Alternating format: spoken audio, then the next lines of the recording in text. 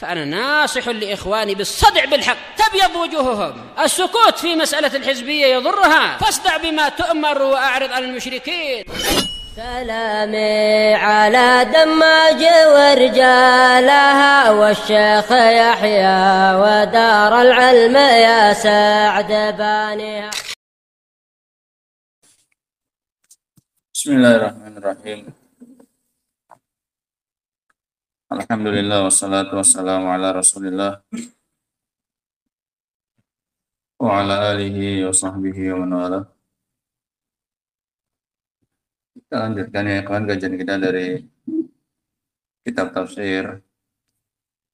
Kita masuk pada ayat yang berikutnya dari surat Al-Maidah. Kita masuk pada ayat yang ke 87, di mana Allah Subhanahu wa taala berfirman, Ya ayyuhalladzina amanu la tuharrimu thayyibati ma ahallallahu lakum wa la ta'tadu. Wahai orang-orang yang beriman, janganlah kalian mengharamkan yang lezat dan bermanfaat bagi diri kalian dan tidak ada mudaratnya bagi diri kalian. Ini makna thayyibat di sini. Janganlah kalian mengharamkan yang thayyib. Makna thayyib di sini adalah sesuatu yang bermanfaat bagi badan dan tidak ada kemudaratan baginya. Ma yustaladzzu wa yustatab, sesuatu yang dianggap baik dan bermanfaat bagi badan dan tidak ada mudaratnya bagi badan dan akal. Ini makna thayyibat. Janganlah kalian mengharamkan at-thayyibat yang Allah halalkan untuk kalian. Wala ta'tadu, dan janganlah kalian melampaui batas. Bentuk pengharaman sesuatu yang Allah halalkan ini ada 3. Ada 3 macam bentuk pengharaman yang baik-baik yang Allah haramkan, yang Allah halalkan. Bentuk yang pertama adalah al-imtina' an tanawuliha. Yang pertama adalah dengan menahan diri untuk melakukan atau mengkonsumsinya. Dengan menahan diri dari mengkonsumsinya dan menikmatinya. Ini juga bentuk pengharaman apa yang Allah halalkan dari yang baik-baik. Meskipun tanpa keyakinan akan haramnya. Meskipun tanpa keyakinan haramnya.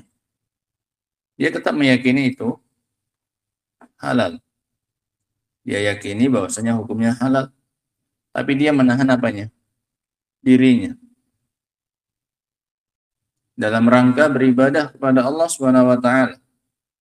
Ta'abbudan lillah wa tazahhudan, dan juga agar lebih zuhud. Padahal itu sesuatu yang Allah halalkan. Maka ini masuk ke dalam larangan yang disebutkan oleh Allah dalam ayat ini. Jangan kalian mengharamkan. Bentuknya bagaimana? Dengan menahan diri untuk tidak mengkonsumsinya atau memakainya. Meskipun dia meyakini hukumnya halal, tapi dia lakukan itu dalam rangka beribadah dan juga dalam rangka lebih zuhud, maka ini masuk dalam larangan. Sebagaimana hadis Nabi SAW, hadis Anas dalam riwayat Bukhari dan Muslim, tentang 3 orang yang mendatangi rumah Nabi Shallallahu Alaihi Wasallam dan bertanya tentang ibadahnya mereka, tentang ibadahnya Rasul Shallallahu Alaihi Wasallam. Kemudian setelah diberitahu tentang ibadahnya Rasul SAW, maka mereka menganggap itu masih terlalu sedikit. Itu bagi Rasul bisa. Karena Rasul SAW telah diampuni dosa-dosanya, yang telah lalu maupun yang akan datang. Sehingga ibadah seperti itu meskipun hanya sedikit, sudah cukup. Tapi kita yang tidak ada jaminan untuk diampuni dosa-dosanya, tentu itu sangat kurang. Makanya orang yang pertama mengatakan, saya akan sholat malam terus. Ya kan, Iban? Yang pertama mengatakan apa? Akan sholat malam terus. Artinya sepanjang malam, nggak ada tidurnya. Ini orang pertama. Tidak akan tidur dan akan sholat sepanjang malam. Yang kedua mengatakan, saya akan puasa tiap hari. Tidak ada hari, melainkan dia berpuasa. Nggak pernah tidak puasa. Dan yang ketiga mengatakan, saya tidak akan menikahi wanita. Apakah mereka meyakini hukumnya haram? Tidak. Mereka tidak meyakini hukumnya tidur di malam hari itu haram. Tidak. Mereka juga tidak meyakini menikah hukumnya haram. Tidak. Mereka juga tidak meyakini bahwasanya tidak berpuasa itu hukumnya haram. Tidak. Hanya saja mereka mengharamkan itu atas dirinya dalam rangka untuk lebih beribadah kepada Allah Subhanahu wa taala dan juga dalam rangka zuhud. Maka ini yang diancam oleh Rasul sallallahu alaihi wasallam. Setelah sampai beritanya kepada beliau, maka beliau marah dan mengatakan, man raghiba an sunnati falaysa minni. Barang siapa yang membenci sunnahku maka bukan bagian dariku. Bentuk yang seperti ini masuk ke dalam larangan ayat ini. Ini bentuk pertama. Dia menahan dirinya dari melakukan sesuatu atau mengkonsumsi sesuatu yang Allah halalkan dari perkara yang baik-baik. Dalam rangka apa ini? Ibadah. Mafhum ya? Walau bidun i'tiqadi tahrim. Meskipun tanpa dia meyakini haramnya apa? Hukum tersebut. Maka ini masuk dalam larangan yang Allah sebutkan dalam ayat ini. Ya ayyuhalladzina amanu la tuharrimu thayyibati ma ahallallahu lakum. Adapun jika dia menahan dirinya karena faktor yang lain. Adapun jika dia menahan dirinya karena faktor yang lain. Seperti kesehatan. Dia nggak makan daging karena faktor kesehatannya tidak mendukung. Kalau dia makan daging, dia kondisinya sakit. Atau sesuatu yang tidak pernah dimakan oleh kaumnya. Makanan aneh, nggak pernah ada. Kemudian dia menahan diri dan tidak mau memakannya. Maka ini tidak masuk dalam ayat. Maka ini tidak masuk dalam larangan yang disebutkan oleh Allah Subhanahu wa taala. Contohnya adalah sebagaimana Nabi Shallallahu alaihi wasallam dalam hadis Ibnu Abbas radhiyallahu taala anhu, ketika beliau di rumahnya Maimunah, maka didatangkan daging dog mahnul, dipanggang, bakar. Dog itu semacam biawak, ini kadal, reptil. Nah, bentuknya sama seperti kadal, Ya, satu suku itu ya, kadal biawak. Nah, lebih besar dari kadal, biawak. Nah, dog dipanggang, mungkin bahasa kita disate. Ketika dihidangkan, didatangkan itu, maka Rasulullah SAW ingin menyentuhnya.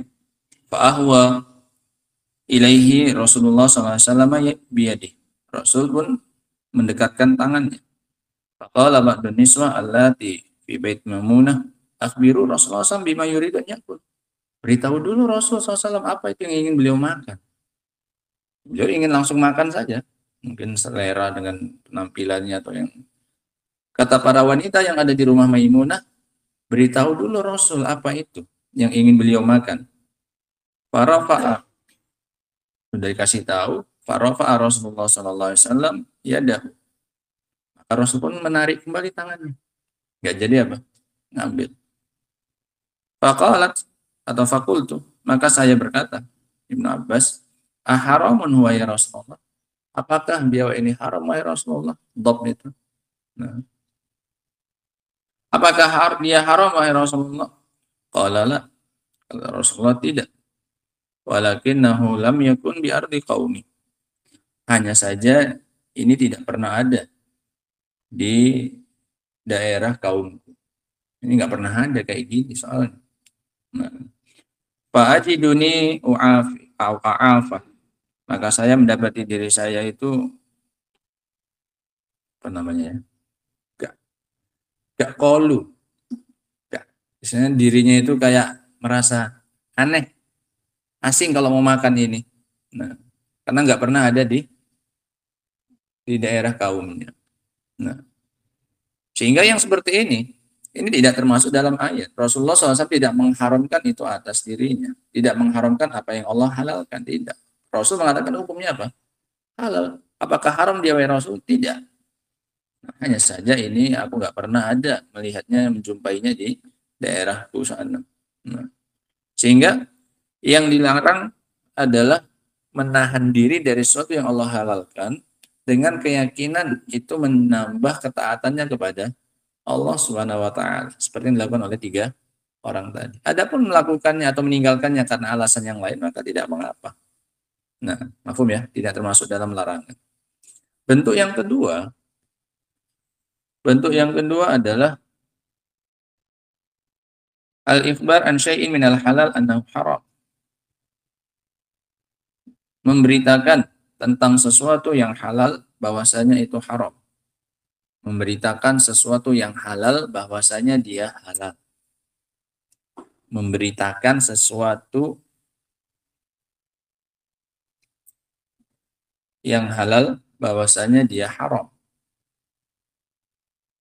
Ini nggak boleh. Kamu termasuk menukilkan berita dusta. Kamu ditanya apa hukumnya makan ini. Kamu tahu itu halal. Kemudian kamu katakan itu haram. Sesuatu yang halal kamu katakan haram. Ini masuk dalam larangan. Larangan apa? Janganlah kalian mengharamkan yang baik-baik dari yang Allah halalkan. Apa bentuk mengharamkannya? Memberitakan dari sesuatu yang halal bahwasanya hukumnya haram. Kamu telah mengharamkan berarti. Ini bentuk yang kedua. Kalau tadi bentuknya apa? Menahan diri. Diharamkan atas dirinya. Aku nggak mau makan ini. Agar aku lebih bisa beribadah kepada Allah Subhanahu wa taala. Dia anggap itu bagian dari ibadah atau bagian dari kezuhudannya. Maka ini terlarang. Yang kedua, dia katakan untuk sesuatu yang halal hukumnya, dia bilang hukumnya haram. Ini termasuk mengharamkan yang Allah halalkan. Yang ketiga, jenis yang ketiga adalah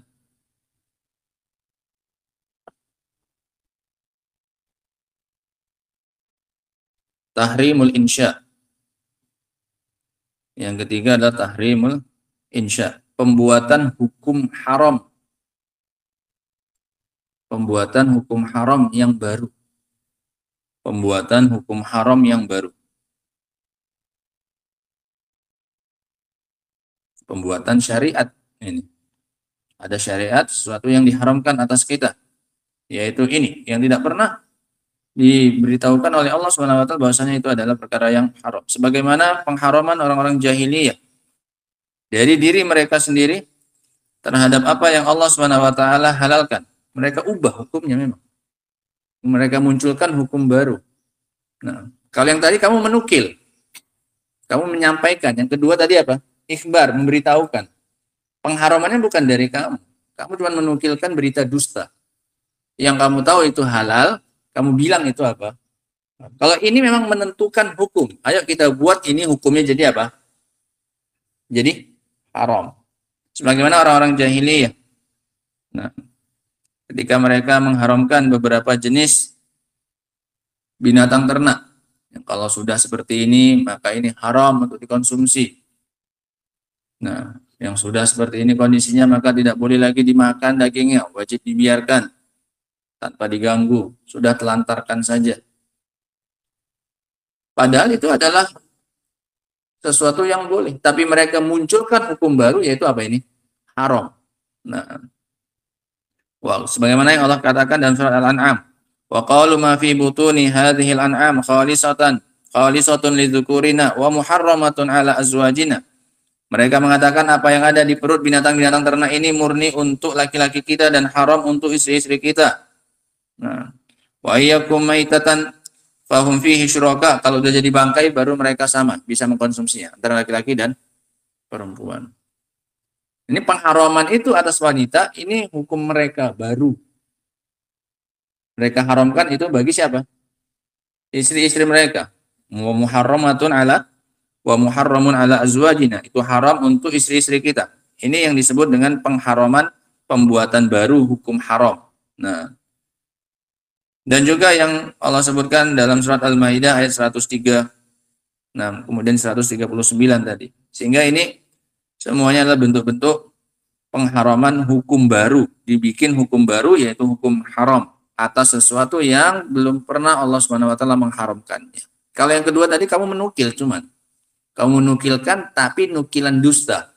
Nah, bukan kamu membuat hukum baru. Kalau ini membuat hukum apa? Baru ayo kita buat bahwasanya yang seperti ini hukumnya adalah haram. Nah, sehingga ini 3 bentuk pengharaman yang dilarang oleh Allah Subhanahu wa taala dalam ayat ini. Wala ta'tadu, dan jangan kalian melampaui batas. Ini juga banyak bentuknya. Bentuk-bentuk melampaui batas termasuk diantara yang kita sebutkan, mengharamkan apa yang Allah halalkan. Itu satu. Kemudian yang kedua, berlebihan dalam mengkonsumsi yang halal. Ini juga bentuk melampaui batas. Tidak. Sehingga yang pertama kali masuk dalam ayat ini, melampaui batas yang dimaksud oleh Allah Subhanahu wa taala, wala ta'tadu, jangan kalian melampaui batas, adalah dengan mengharamkan apa yang Allah haramkan. Dengan mengharamkan apa yang Allah halalkan. Ini satu, melampaui batas. Yang kedua bentuk melampaui batasnya adalah berlebihan dalam mengkonsumsi yang apa ini? Yang halal. Nah, yang ketiga bentuknya adalah melampaui batas dari yang halal kepada yang haram. Yang dikonsumsi bukan hanya yang halal-halal saja, tapi juga yang haram. Itu juga bentuk melampaui batas. Sehingga ini 3 bentuk. Di antara bentuk-bentuk melampaui batas dalam masalah ini. Yang pertama yang Allah sebutkan dalam ayat. Kamu mengharamkan sesuatu yang Allah halalkan. Kamu melampaui batas dalam hal hukum. Yang kedua bentuknya adalah berlebih-lebihan dalam mengkonsumsi yang halal. Yang ketiga, lebih lewat lagi. Sampai pindah dari yang halal kepada yang haram. Nah, ini juga bentuk melampaui batas. Semuanya masuk ke dalam larangan yang Allah sebutkan. Nah, wala ta'tadu. Jangan kalian melampaui batas. Nah, qala, kemudian Allah Subhanahu wa taala mengatakan, innallaha la yuhibbul mu'tadin. Sesungguhnya Allah Subhanahu wa taala tidak mencintai orang-orang yang melampaui batas. Qala Syekh Abdurrahman bin Nasir As-Sa'di rahimahullahu taala, kata beliau, yaqulu ta'ala, Allah mengatakan dalam ayat ini, ya ayyuhalladzina amanu la tuharrimu thayyibati ma ahallallahu lakum. Wahai orang-orang yang beriman, janganlah kalian mengharamkan yang baik-baik dari apa yang Allah halalkan untuk kalian. Minal mata'imi wal masyaribi, dari makanan maupun minuman. Fa innaha ni'amun an'amallahu biha alaikum. Karena itu adalah nikmat yang Allah berikan kepada kalian. Fahmaduhu, maka pujilah dia. Jangan diharamkan, puji Allah karena telah menghalalkan itu untuk kalian. Fahmaduhu idza ahallaha lakum washkuru, maka pujilah dia jika dia menghalalkan itu untuk kalian dan syukurilah dia. Wala taruddu ni'matahu bikufri, dan jangan tolak nikmat Allah dengan mengkufurinya. Kamu bilang nggak ada, pernah Allah ngasih nikmat ini kepada kami. Aw adam qabuliha, atau tidak mau menerimanya. Nggak diingkari, cuman nggak mau apa? Nerima. Enggak lah, aku enggak. Ini bentuk apa ini? Bentuk kufur nikmat. Nah, awittiqa tahrimiha, atau meyakini hukumnya apa ini? Haram. Tadi menolak dalam rangka untuk beribadah kepada Allah Subhanahu wa taala tanpa keyakinan apa ini? Hukumnya haram. Yang kedua yang berikutnya ini hukumnya dia yakini apa? Haram. Padahal itu yang Allah halalkan. Ini juga termasuk. Fa tajma'una bidzalika bainal qawli 'ala Allahi al-kadhiba wa kufri nikmah. Sehingga dengan itu kalian menggabungkan dua dosa besar, antara berbicara atas nama Allah dengan dusta, yang tadinya halal kata Allah kalian bilang haram, wa kufri nikmah, dan antara mengkufuri apa? Nikmat. Sehingga dengan itu kalian terjatuh dalam dua dosa.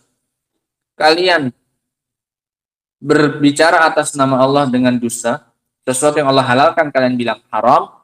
Kemudian kalian terjatuh ke dalam dosa yang kedua, yaitu kufur nikmat. Kalian tolak nikmat dari Allah Subhanahu wa taala. Wa i'tiqadil halal at-thayyib haraman khabitha. Dan kalian juga meyakini sesuatu yang halal yang baik sebagai sesuatu yang haram yang jelek. Fa inna hadza minal i'tida', ini adalah bentuk dari melampaui batas.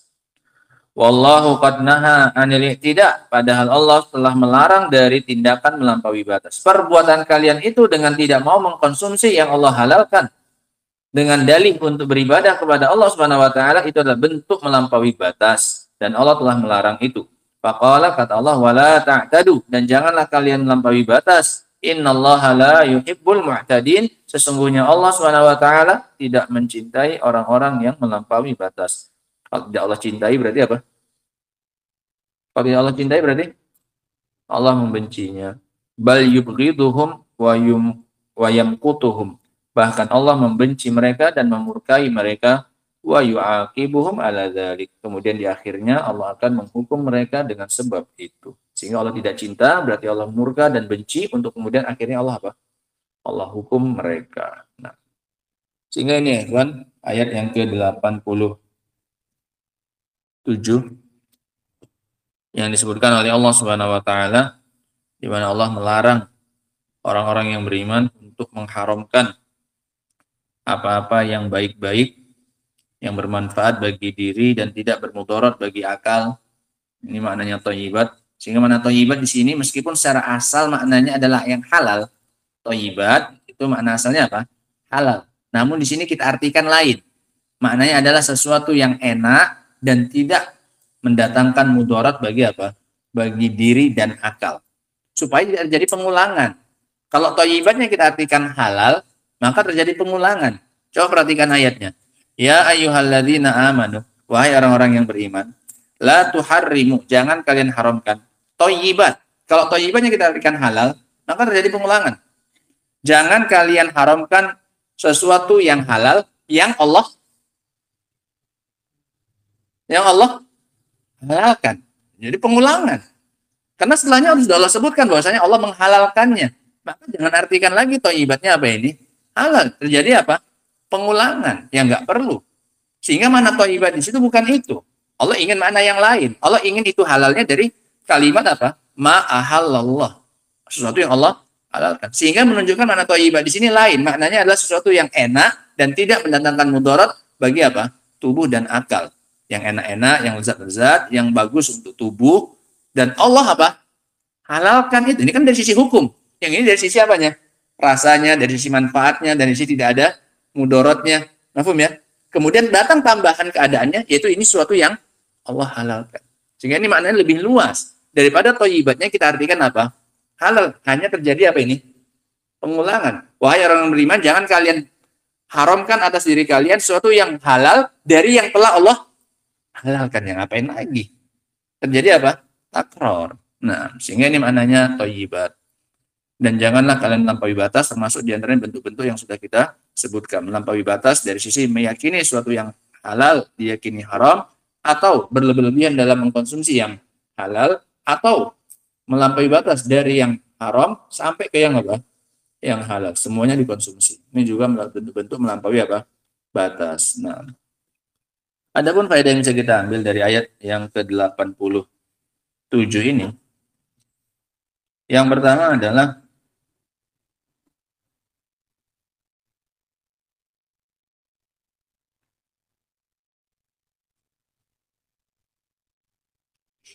larangan dari mengharamkan apa yang Allah halalkan dari perkara-perkara yang lezat dan bermanfaat bagi badan dan tidak memudaratkan bagi akal. Larangan dari mengharamkan apa yang Allah halalkan dari yang lezat-lezat, yang enak-enak, dan yang bermanfaat dan tidak bermudarat bagi akal.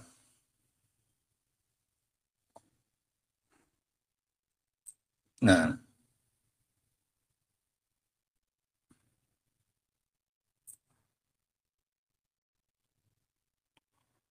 faedah yang berikutnya,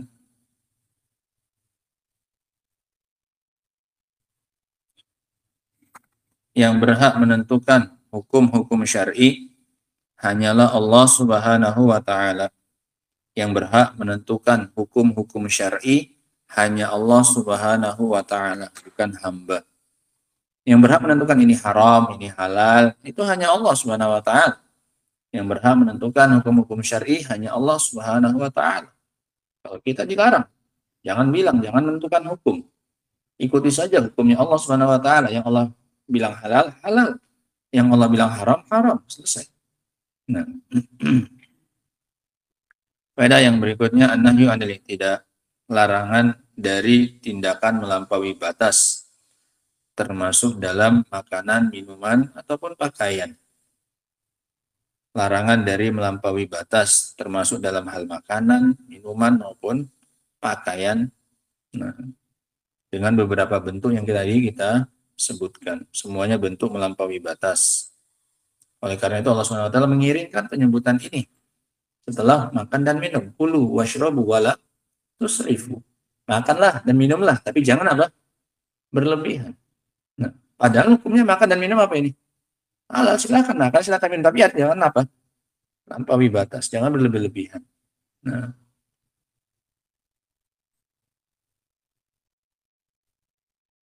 faedah yang berikutnya, ar-raddu ala du'ati zuhdi wa tasawuf. Bantahan bagi para dai zuhud, para dai yang mengaku zuhud, itu lebih pas. Bantahan bagi para dai yang mengaku-ngaku zuhud dari kalangan sufi dan yang semisal mereka. Karena mereka yang banyak dan sering mengharam-haramkan sesuatu yang Allah apa ini? Halalkan, pakai pakaian bagus atau makan makanan tertentu yang enak-enak ditinggalkan dalam rangka zuhud dan yang lainnya. Ini bantahan telak bagi mereka. Bantahan bagi para dai yang mengaku-ngaku zuhud dari kalangan sufia dan yang semisal dengan mereka. Nah, faedah yang berikutnya, penetapan sifat cinta bagi Allah Subhanahu wa taala. Isbatu mahabbatillahi li ghairil mu'tadin, penetapan sifat mencinta bagi Allah Subhanahu wa taala. Karena ini mafhumnya. Karena Allah mengatakan innallaha la yuhibbul mu'tadin. Allah tidak mencintai orang-orang yang melampaui batas. Berarti mafhumnya Allah cinta kepada orang yang tidak melampaui batas. Ya rahmatullah. Faedah yang berikutnya, perintah untuk makan adalah rezeki dari Allah Subhanahu wa taala. Al-amru bil akli min rizqillahi wa ata'ihi al-halal at-thayyib. Perintah untuk makan dari rezeki adalah bagian dari rezeki dari Allah Subhanahu wa taala. Atau afan, faedahnya bukan kayak gitu. Kurang pas bahasanya. Faedah yang pas itu, atau ini nanti jadikan ayat yang setelahnya itu ya. Perintah untuk makan itu setelahnya. Wa kulu mimma razaqakumullah. Ini masuk ayat yang berikutnya nanti faedahnya itu. Sehingga itu nanti dipindah saja ke faedah yang berikutnya insyaallah setelah kita baca ayatnya insyaallah. Sementara itu dulu faedahnya terkait dengan pengharaman yang Allah halalkan. Wallahu taala alam bissawab. Ayat yang berikutnya kita baca pada pertemuan berikutnya. Subhanakallah bihamdika asyhadu an la ilaha illa anta astaghfiruka wa atubu ilaik. Walhamdulillahirabbil alamin.